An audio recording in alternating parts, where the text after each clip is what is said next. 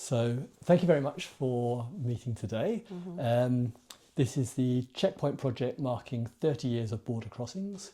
It's Friday the 28th of April 2026. We're in Brockley in southeast London. So could you introduce yourself with your name, where you were born and the year of your birth, please? My name is Kelsey Yuhara.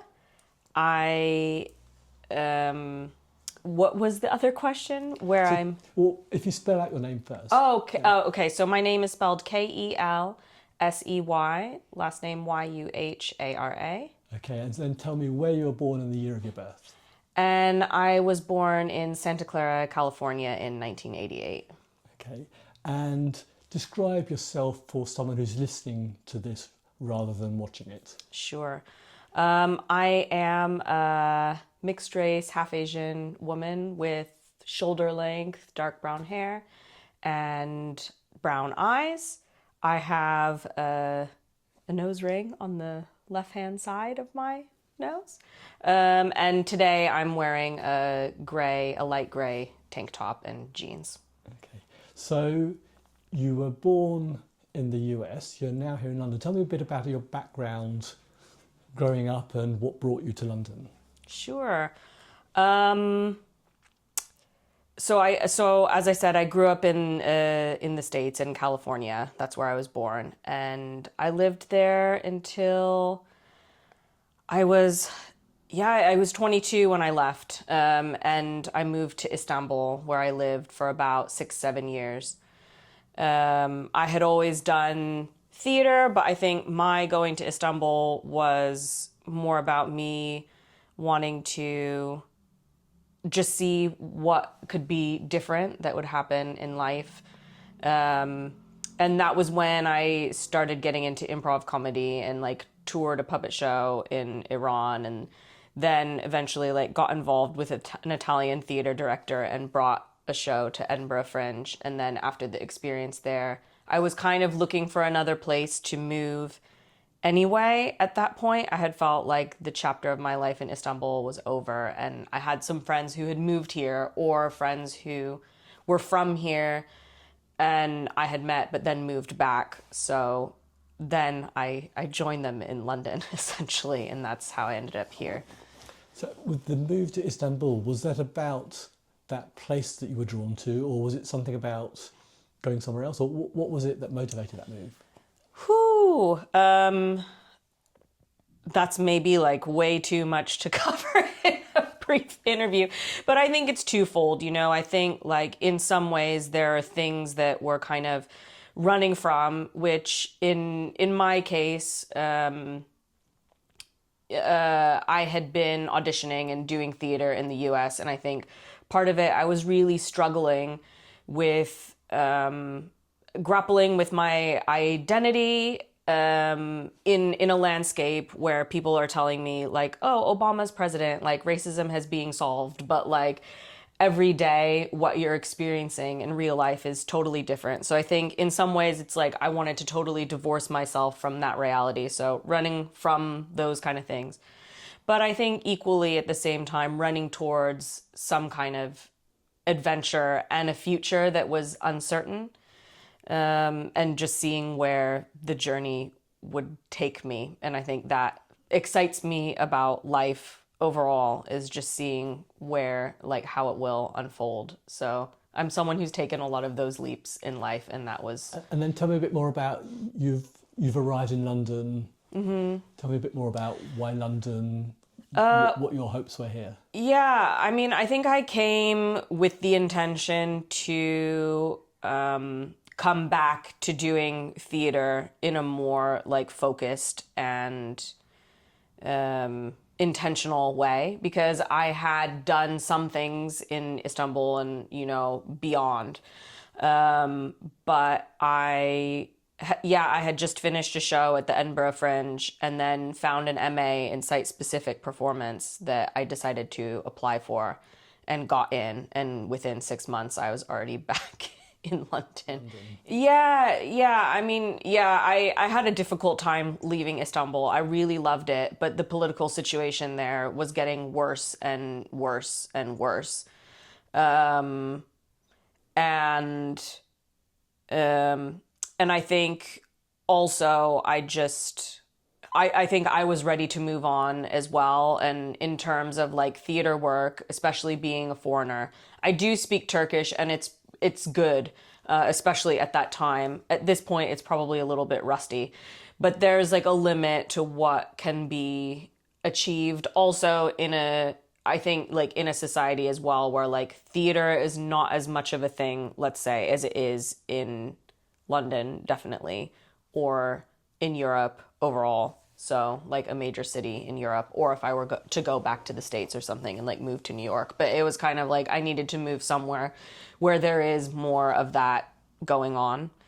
And so yeah, that's when I decided to move to London and see what I could do. And so I did. You mentioned a course as well. Is that a course in London or was that somewhere else? It was a course in London, not too far from here.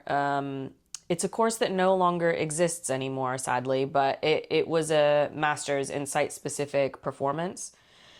And what that is that I was interested in doing theater in non-traditional spaces. Here, like a lot of times it can look like outdoor arts.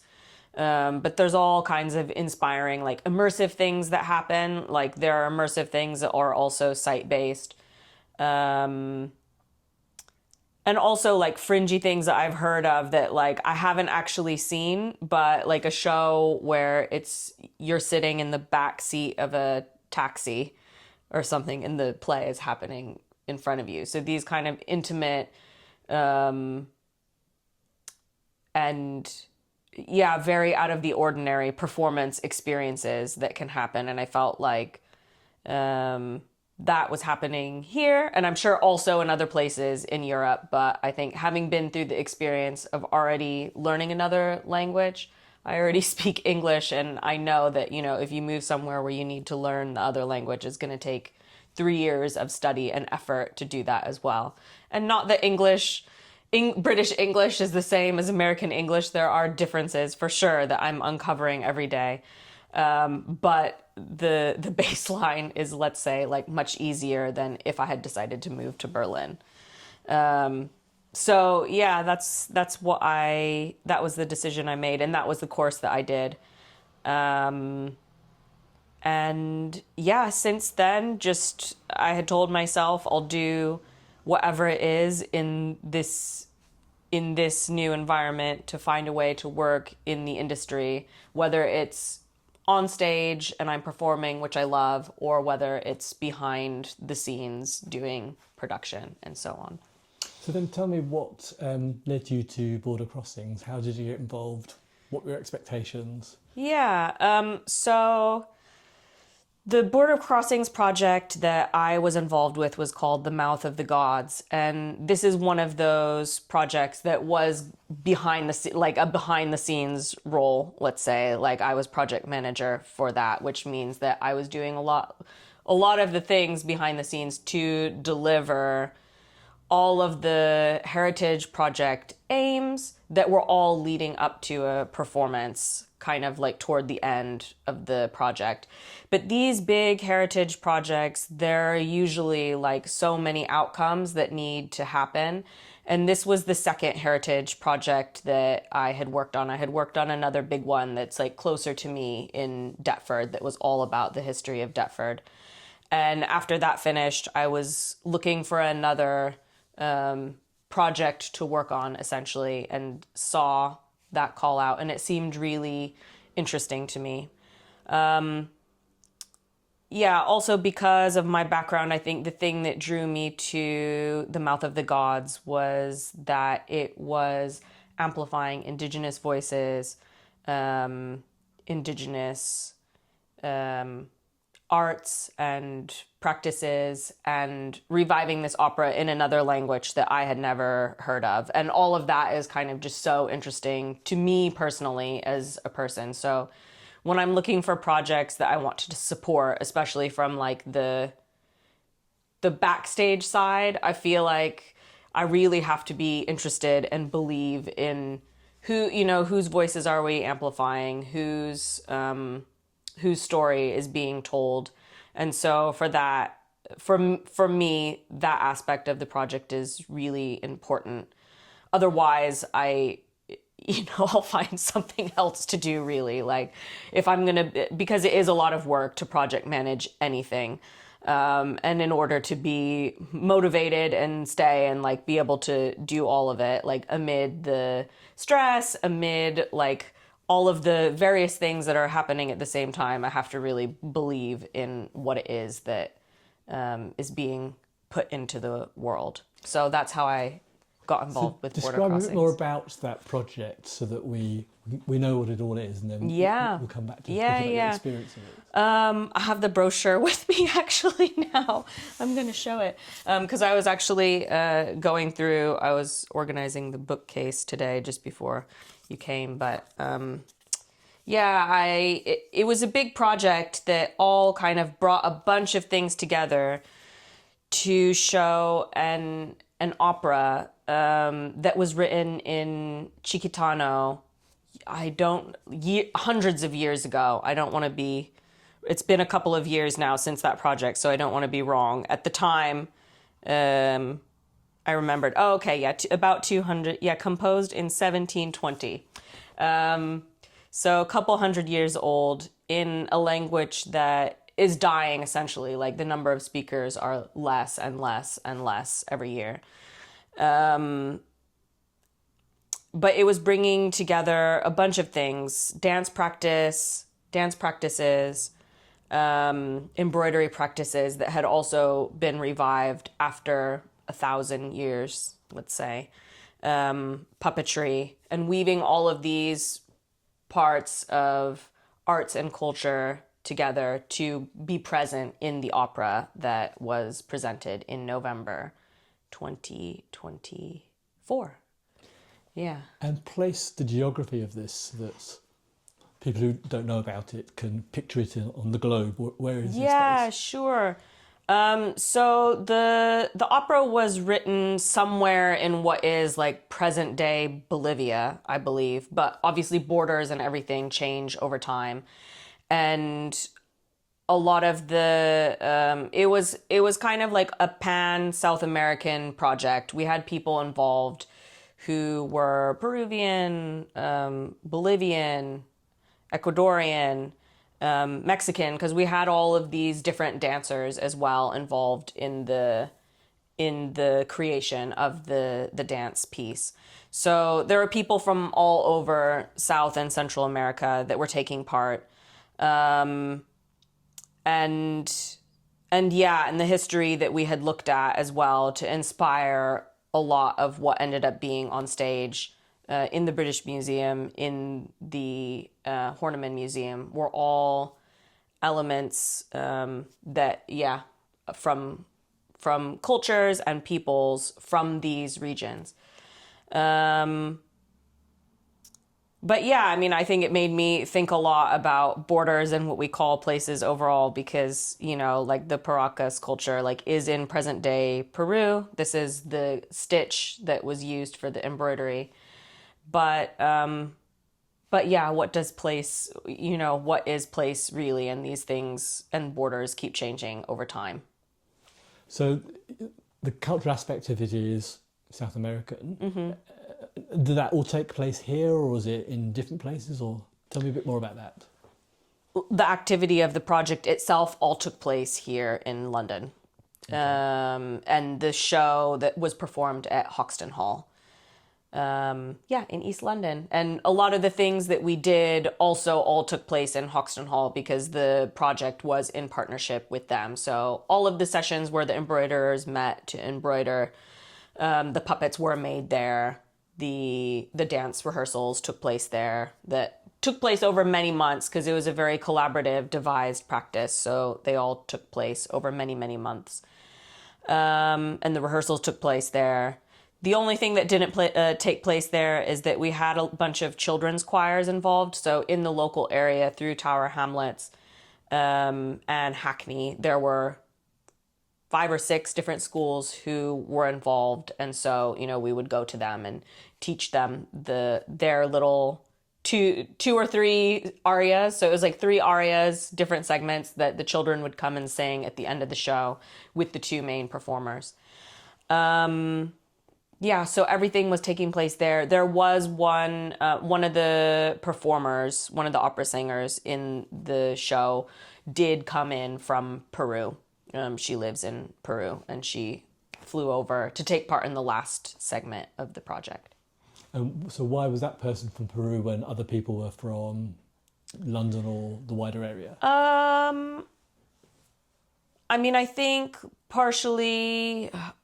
this is maybe like more of a Michael question. I don't really know. I'm not really completely sure, but I think it was someone that they had known about, that they had seen previously, and she was just really right for the project, I guess. And they didn't know anyone who was, the right profile, let's say, in the London area. So tell me more a bit about kind of the behind the scenes stuff that you're doing, logistics and so on. It sounds like quite a large project. It was a massive project. So, a lot of it is the recruitment of people who are going to take part in the project. We had, at the end of it, because the embroidery project ended up being so big, I think we had like 25 people who at some point like touched the mantle that they were creating. And is actually like still in creation. And I, at some point, also was a volunteer on the project because I was stitching as well. And after the project completed, Hoxton Hall was very happy to continue hosting that project. So it's continued to go on the 2 years after the project ended at Hoxton Hall. They still meet, they still work on the mantle. And just earlier this year, the mantle went on tour to Peru. So, like, the mantle has had its own whole thing, but I would say, some of it is the recruitment of these people and then organizing all of their sessions that would take place in person. And the reason that it's not take home is the mantle itself is 5 meters by 1 meter big. So it's actually huge. And everyone needs to work on it communally. Obviously, like, if only 1 or 2 people turn up to the session, they can still work on it. But no one can take it home because it's really like a huge roll of fabric. So all of it kind of lives there, and they roll it out and embroider and then keep going. All of the dance people were also recruited, and their sessions were organized for how that would happen. Same with the puppet making. We did a bunch of like community events as well, just to let people know about the project. And through a bunch of like community we kind of went to other people's festivals essentially, and tried to get them interested to take part in dance. Or we also made a huge floor cloth that was kind of like the set in a way. So it was in 3 massive panels that went onto the floor of the stage, that were all ancient designs. There was like a hummingbird and a sun, and they were all from like Nazca, Paracas, and I'm forgetting one, but all different kind of ancient cultures and symbols that have been familiar at that time.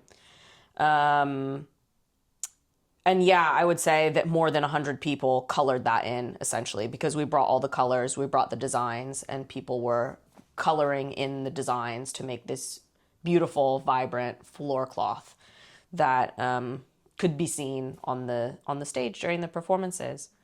So there's both the creation process and then the creation a role process within the performance. The creation process was incredibly long. Like, I started in March, starting with the embroidery, and then, starting dance, I think in April or May, and then starting the floor cloth in like end of May, June, started the puppetry in August, all for this performance that is taking place in November, at the very end of November. So the creation process is quite long. And there was a lot that needed to be made, built, designed, and just created through that period of time. And as the kind of the behind the scenes role that you were describing earlier on, how does that interact or relate with other aspects like the creative decision making, the volunteers involved? It seems an awful lot there that you're doing. Tell me a little bit more about that. Yeah, I mean, I would say that my role was primarily like people, organization, and like I think that in terms of like artistic decisions, for me, probably not that much. But sometimes the art, like the lead artists on their own aspects of the project might come to me and say something, or like need help with the decision, in which case, like either I'll be able to advise, or Michael or Lucy would have been, we worked very much as a team in that regard. But yeah, I would say like artistic decisions, not so much my role, but like if they asked, I'll say something or do my best to try and make that vision happen. But in this kind of role, it's not. It's more organizing people, let's say, and like trying to encourage things to happen, but it's their vision, not mine. So from your perspective, what were the Yeah. kind of the highs and lows of this project? The highs and lows. I mean, I think it was exhilarating finally, as any project, to have the performance actually come together and like be, to be alive and to be there.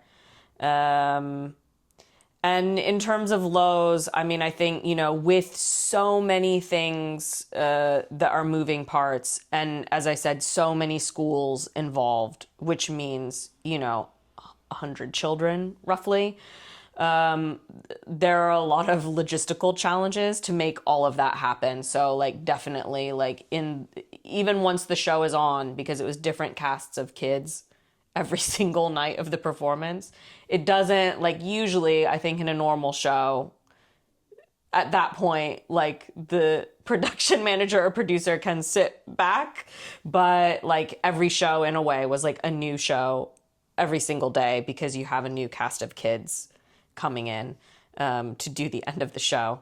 So it keeps it fresh. And, like I would say that I don't know if it's a low per se, but like there's definitely a lot of stress, I think, like as things come together, as, that final thing happens. And I think, everyone on the team is working overtime and is a bit tired to make it all happen. But, I think that's the nature sometimes of making theater. And it's that like, it's that end point that is like high and low at the same time. I don't know if that makes sense, but yeah, it's I can appreciate some of that. If you were doing it again, or someone else were doing it, what kind of advice would you give? Oh gosh, yeah. What tips are there? What tips? I mean, I think everyone learned a lot from the project, like me included. I think Michael and Lucy included, the artists included. But I don't think you can fully ever like prepare for anything if you're alive to it. And I think it's just knowing that going into something, like you can't expect yourself to be perfect or to do everything perfect or to have everything run perfectly if you're really going to be alive to something. There are always things and challenges that happen that you have to overcome. And in anything in life, it's like things don't always go smoothly, and then just forgive yourself, pick yourself up, and keep going, I guess. But I don't know if that's to do the project again or just life overall. Nothing is ever, you can't know everything, and everything, there's always something more to learn. And I think if you're alive to that, that's how we all keep growing as people and in life, right? Yeah, there sounds like there's sort of flexibility and open-mindedness and so on involved in it. Yeah. I don't think you can ever know everything going in. But you also said that you kind of learned a lot, or probably everyone learned a lot from it. Are there any particular things that you can point to?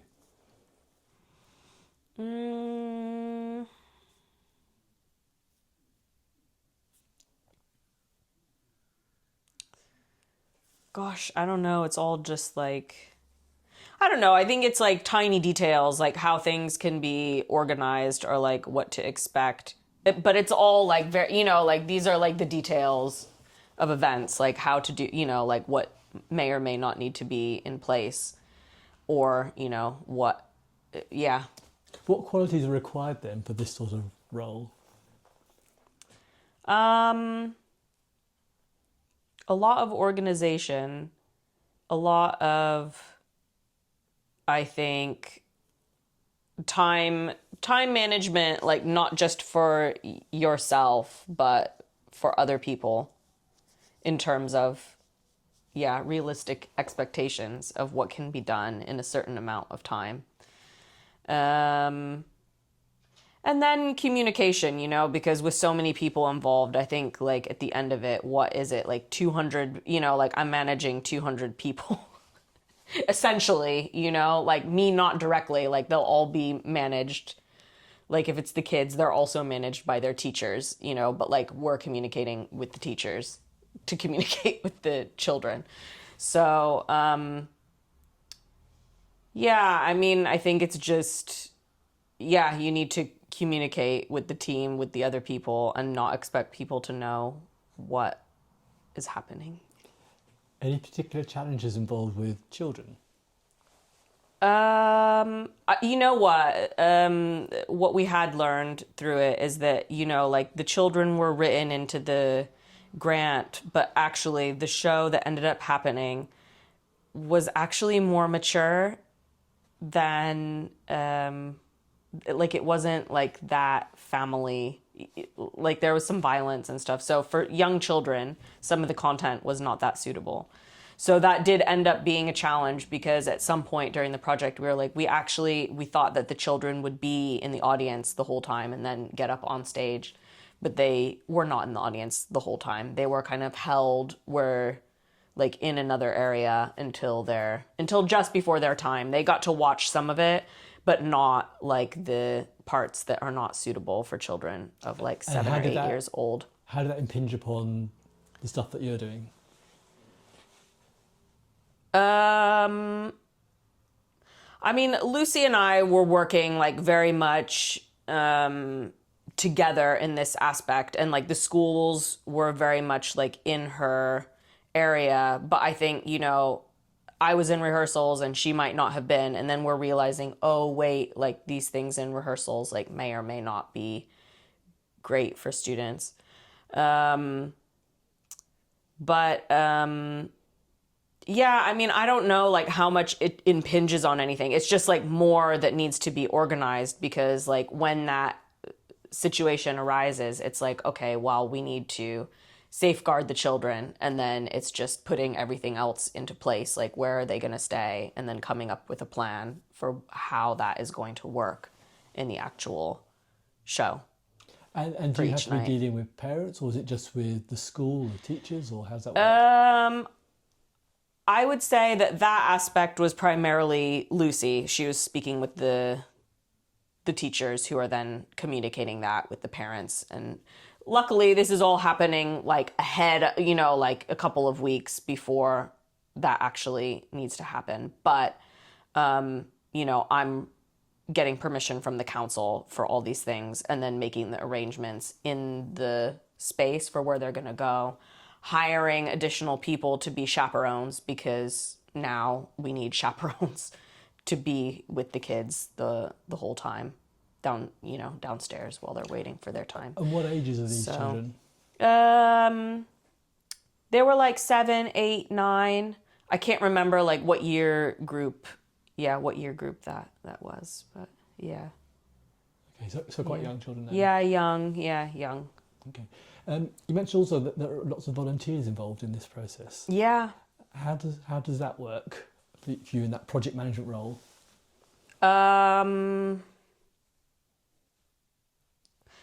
Yeah, I mean, I suppose that what it is it's just it's a lot of recruitment and then communication, but pretty like all the people I talked about, like there was a lead artist for the embroidery who designed it and like got everything together and is teaching people to stitch. But all the people whose hands touched the mantle were volunteers.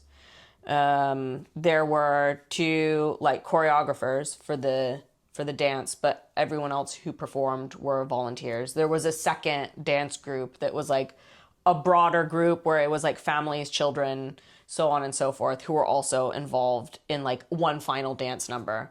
And again, the choreographers worked with them, but all of those people were I mean, pretty much everyone was a volunteer. And what's it like working with a volunteer or managing volunteers compared with people who are, employed or professional or something? Oh, well, I mean, like with someone who's employed, there's a contract and we've already agreed what will be done, and I think like with volunteers, there is a call for that in terms of, like this is what we're hoping someone wants to be involved with. But if someone decides not to do it anymore or like can't do it anymore, like that's the nature of working with volunteers. But I think in this project, it was really easy. Everyone who took part really wanted to be there and be a part of this. And this was a very special project as well, because a lot of the people who were employed in other strands of the project ended up being volunteers in someone else's strand of the project, if that makes sense. So like the people who were working were also volunteers. Like one of the choreographers was heavily involved in the making of the puppets just because of her own personal interest in expanding her artistic practice and being involved in the project more widely, as well as the master puppeteer. He was heavily involved in the embroidery because he wanted to be there, support that aspect, and enjoyed, working on the embroidery as well. So and there were a couple of volunteers who did dance, but then went downstairs and saw what the embroiderers were doing and then wanted to be involved too. So they kind of got involved with that as much as they could when it was not conflicting with their dance rehearsals and, like all of that kind of stuff. So it was actually, for this project, it's very easy. And,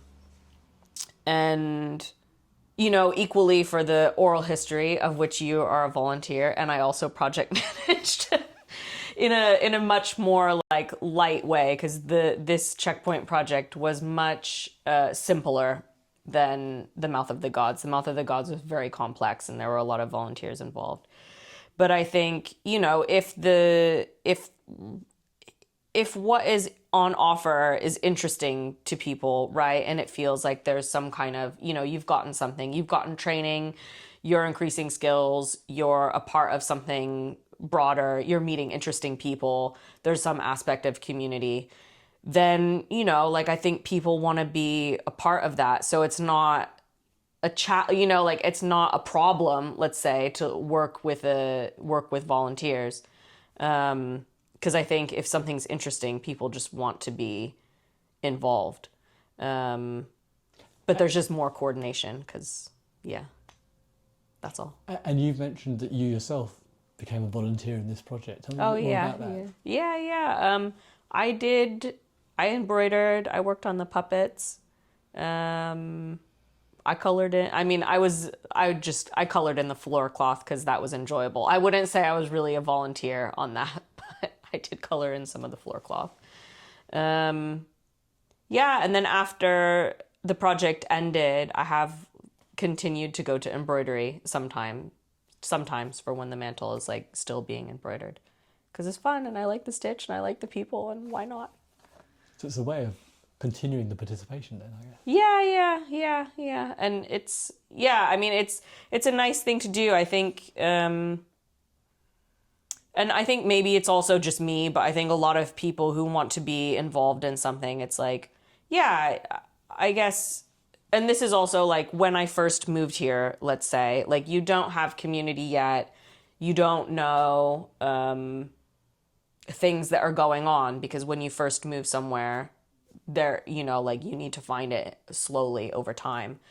But sure, like you can go out to the pub, and maybe that's like a lot of people's default to like go get a drink or hang out at the pub. And I think, like that definitely has its time and its place, but I also love interactions that are not that. And it's wonderful to go and do something with other people, and in this and with embroidery in a really non-commercial way. Like you're not paying, like the materials have been paid for. And the space is given freely.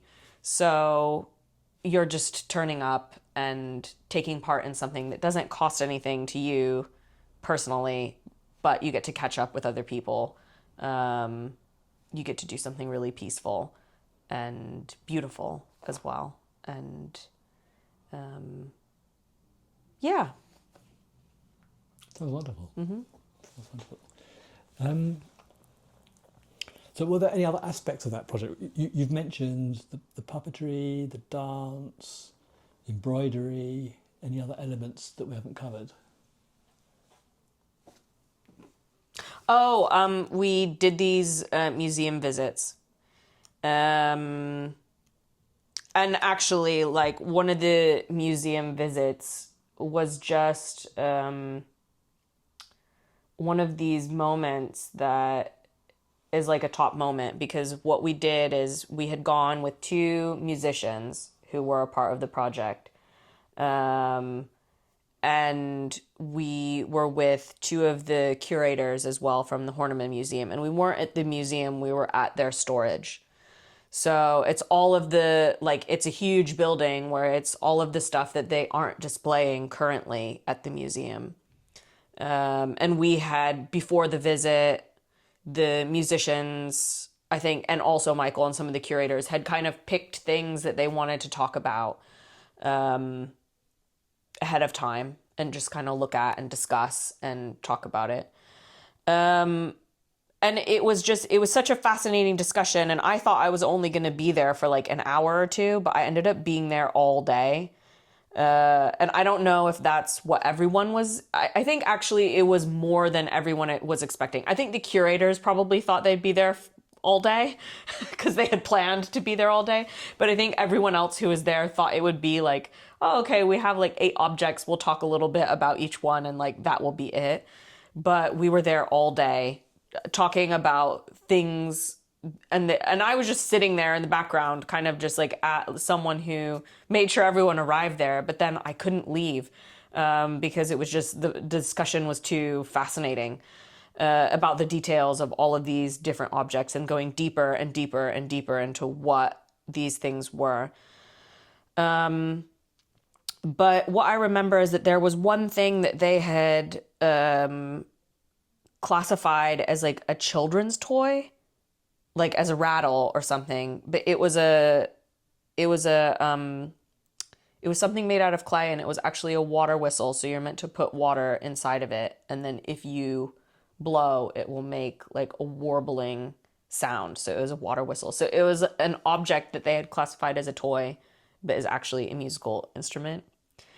And I think what's fascinating about that is that, yeah, like, I think there's things that we think of as like knowledge or like authority of knowledge. And you would think the museum is like, oh, they've done their research, they have the authority of knowledge. But in some cases, it's just people on the other side of that. And maybe they don't have the knowledge. They've made their guess. But there are other people who have different knowledge who maybe should be the authority in that situation, who are not the authority in that situation for various reasons and history and so on. But I think, it's like, I think, yeah, I mean, don't take everything at face value. Like, there is a knowledge that may or may not like have authority, or a knowledge that may or may not be written, but it doesn't mean that it's untrue or less valid. What was the curator's reaction to this? They were great. They were really open to it. And I think that they themselves like hadn't been the ones who classified this object. So, like there's a little bit of distance there as well. It's not like a personal thing. But I think, it was interesting for them as well to realize, oh, hey, like this object has been misclassified and it's just here in the store and we have to update and change it now based on new knowledge that they had. So it was a great discussion and it was really open. No one was like defensive about things or, there was no animosity. What were the other objects that were being discussed? There was, from what I can remember, this is now quite a while ago, I remember they had like massive panpipes of various sizes. And I can't remember what each of them were called because depending on the size, they have different names. But yeah, some of them were huge, like a meter long and like the holes like that big for the pipe that you're blowing into. So it takes more than one person to play because it's so big. And then teeny, like little small ones as well. And what else was there? I think it was like primarily things that were music related because the curators were like in the, like they're the music curators at the Horniman and we had 2 musicians there. Those are the ones I remember. There may have been like a small stringed instrument, but that's also my memory potentially like making things up. And so this experience, you said it sounds like quite a rich experience for you and the other people taking part in it. Mm-hmm. How does that fit within the whole project? So what do you mean? Well, does it play a role in forming something that then moves through into the stage, or is it something that is part of the process of examination and it's an end in itself, or? Well, I mean, the project was also like another outcome that I actually realized I haven't mentioned is throughout all of this, we're making a documentary of the whole thing. So, I mean, I don't think everything ended up on stage, but then certain things that didn't end up on stage ended up in the documentary. I think what was filmed with the Horniman, I don't know if there was like any further development with that, but I think they were quite interested in having that footage as well be a part of something else that they could include in something else.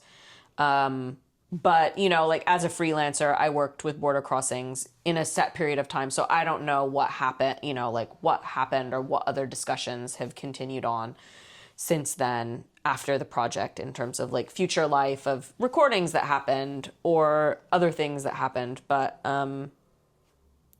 yeah, so I don't know. Some of them are like online for people to see because the documentary is just publicly available. Anyone can watch it on Border Crossings YouTube. But I don't know what happens to some of the footage that couldn't make it into the documentary, right? Because I think the documentary was slightly more than an hour long. So it's not short, but it definitely didn't include everything because as we've been talking about, like the scope of the project was huge and everything that happened, like there was just so much material that was filmed. I think there was another filmmaker who came voluntarily because he knows the embroiderer, but he made his own separate documentary, like that was not part of this project, but he just wanted to do it for him, just about the creation of the mantle. So there's like a whole separate documentary that exists that Border Crossings doesn't have anything to do with, but he just really wanted to make a documentary about that. So he's done that himself. So there's all these kind of like offshoots of things that have happened that I don't know. I don't know what has happened. But what is everything? It's all part of life. So it either informed the performance or it didn't, but it's all part of people's experience and what they take ahead as themselves and what they bring to other things that they do. I think you mentioned 2 museums. Was the other one the British Museum? Yes.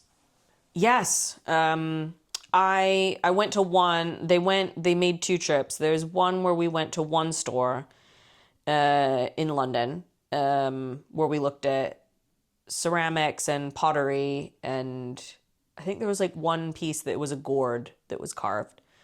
And then there was they have another space in Reading, so outside of London, where they looked at pieces of embroidery. And how did that go? How did that compare with the Horniman experience? I was not able to go to all of them, so I personally didn't experience it, but I heard great things. Okay, great. So then you also mentioned a moment ago that there's this Checkpoint project as well. Mm-hmm. Tell me how you got involved in that one. Yeah, that was, I think, because Michael, Lucy, and I had worked so closely together on the Mouth of the Gods. They knew that this was coming up, but it was like just a smaller role, and they're like, it would be great to work with you again, and the timings lined up, and so that's how I got to be involved.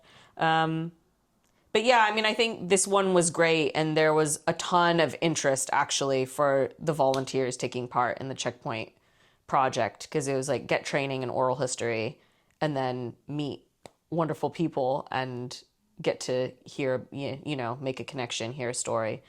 That so much so, my recruitment was too good. There were people that couldn't do it, and I felt really bad because they, they kept writing in the deadline, and we hadn't like really left that much of a deadline for getting in touch, because we were like, well, as long as there's still space on the training, we'll keep accepting people. But yeah, I mean, I think there are like 20 or 25 people who like got in touch who couldn't take part because we were already full with the training. So, and I think overall there were 30 people who ended up being like interviewers on this whole project. So huge, huger than I thought. We thought it would be like, like 20 would be good. But yeah, we had like 30 and had to turn people away as well. And how's that process been? Because it's been on for a few months, hasn't it? Yeah, we started in September last year just with the recruitment, and then the trainings happened in November. I think, did one of them happen in October? I think they both happened. I think everything happened in November. Maybe one at the very end of October. I can't remember. So much has happened this year. Maybe I think you were on the first training. Do you remember if it was October or November? Anyway, October or November, and then people started interviewing people. Because there was actually one person who had already done the training. And she's like, I just want to interview people. I don't need to do the training again. So she started interviewing people in October. But anyone who hadn't been trained, they started interviewing after that. And it's still going on. It's end of April. But I think at this point, it's just like the last few interviews that we're trying to wrap up at this point. But I'm not a part of it anymore. I kind of ended in the end of February because there were so few interviews left, and the bulk of what needed to be done had been done. So I think at this point, Michael's kind of tying up the loose ends of the project, and all the final interviews are kind of happening. And what was that experience like for you in your involvement in it? It was very different from Mouth of the Gods, because this particular time it was all, it was a volunteer coordinator role. I'm not really managing a huge project. I'm just coordinating the volunteers. So in that regard, everyone who was interviewing was really independent, let's say. And this is the first time we're meeting in person. I didn't meet anybody in person. In the Mouth of the Gods, I knew everyone by face and all of that. But in this project, there's some people who I still don't know what they look like because it was all over email. So it was a very different kind of project. How for does me. That feel comparing the two then?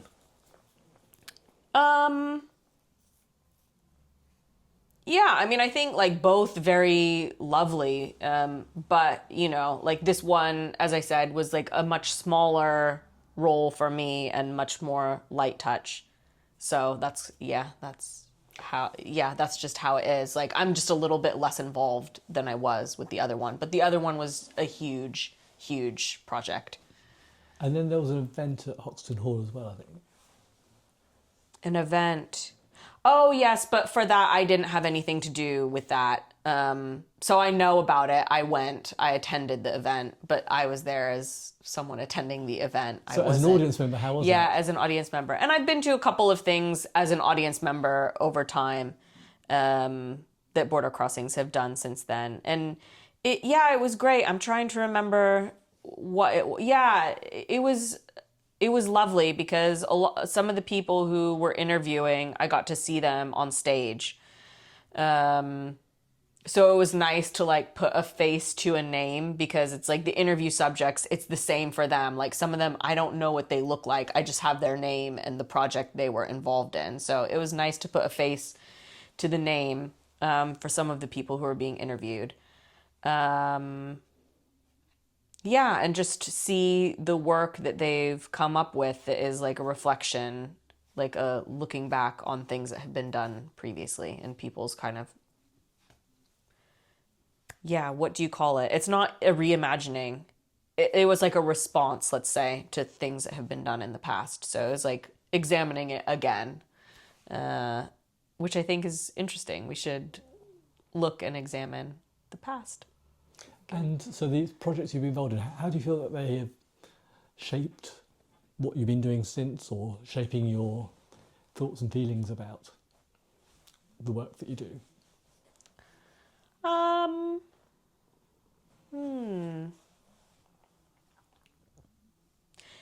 Yeah, I mean,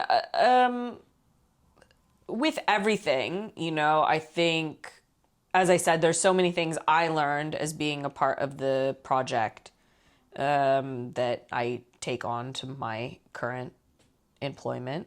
And there's things I'm still learning, of course. You know, I don't think it stops, but a lot of the lessons I learned I can apply later on.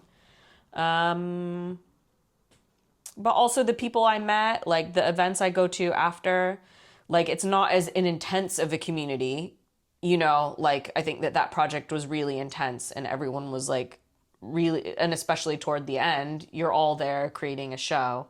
It's a really intense kind of moment. But there's a lot of people I'm still in touch with, or like turn up to their events, or like they've invited me to their show and I go. I still go, you know, like I embroider sometimes. I'm still in the WhatsApp group. I can't always go, but I'm still in the WhatsApp group. And, you know, one of the musicians who I mentioned, their company also had their 30th anniversary last year for their music group, and I went to that. So it's like, you know, like relationships continue in a slightly like less intense kind of way. But, you know, who know, you know, like we're still in touch vaguely. We turn up to things and who knows what happens in the future. Anything else you'd like to cover in this? I don't think so, unless there's something you want to cover, but that's good for me. I'm just curious about the mantle. It's still got a life. The what? The mantle is still growing. The mantle, well, the mantle itself is the size that it is. It's not getting any bigger. It's just that maybe I can show a little picture, because there's probably a picture. Oh, this is the floor cloth, by the way. That's the floor cloth. And I took a lot of these photos in here. Let's see. Here's people working on the mantle, okay?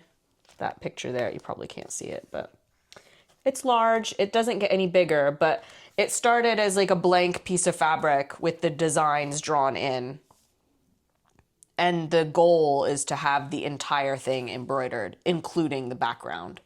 So for the performance, it wasn't finished. Most of the figures in the center of the mantle were finished, but there were all of these additional figures on the border of the mantle that hadn't even been started. So I think like this year when it went to Peru, I think most of the figures themselves were done, but like the background hasn't been done, and they want to add like some fringe on the end, or so, you know, like something like on the outside of the they want to finish the outside. So there's a lot to keep doing. So it's not getting bigger, it's just getting more detailed. It's getting filled in. And is there a point where it will be finished, or is it goes on forever? I mean, I think at some point when it's filled in, and then it will be finished. When that happens, I have no idea. And did any of that happen in Peru trip? Do you know? No, they're not working on it in Peru. They're just exhibiting it. Right. Because, yeah, I think just wanted to show the piece and show it in the current state that it's in. I don't know if it's coming back soon, because I think the master embroiderer, is there currently. So she's there with the mantle as well. And whenever she comes back, she'll bring it back to London, I guess. And also, I think you said some of your photos are in this. Yeah, another outcome of the project was making this brochure, which is like a booklet of everything that happened. Like we had, I wrote something, Michael wrote something, but a lot of all of the lead artists wrote something. They wrote a little something about their process. And some of the volunteers wrote a little something that they wanted to say for the brochure. And this was something that the audiences were given when they came and saw the show. So it's more than just like, it has the full, I don't remember if it's at the beginning or the end. It has biographies as well of all the artists. And then it has like all the credits as well, like everyone who's performing, but also, like, all the heritage partners, all of these, thanks and so on. So that's like the broad scope of everyone who is involved. But it's more than a program. So it was a program, but more than a program. It also told the whole story. And I think some of the people who ended up reviewing the project, they read the program as well. And they're like, it's, the show was a show, but it's so much more than a show. And the brochure kind of tells the whole story, as it were. And what did you write about? What did I write about? Gosh, can't remember. Let me have a look. I'm gonna refresh myself. The title of my piece was Things I Can't Even Imagine Yet.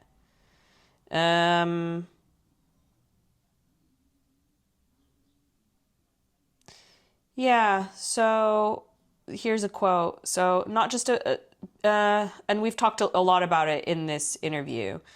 During the interview for this role, and after speaking about the challenges on a previous heritage project I had managed, I remember Michael asking me, "So why do you want to keep doing this kind of work?" My response was, and this is still true today, because I always learn so much on these projects, not just about the job, but about the world, about different cultures, about different perspectives, and about things I can't even imagine yet. Which I think is true. Yeah, because you can't always predict what you're going to learn, and that's what's exciting.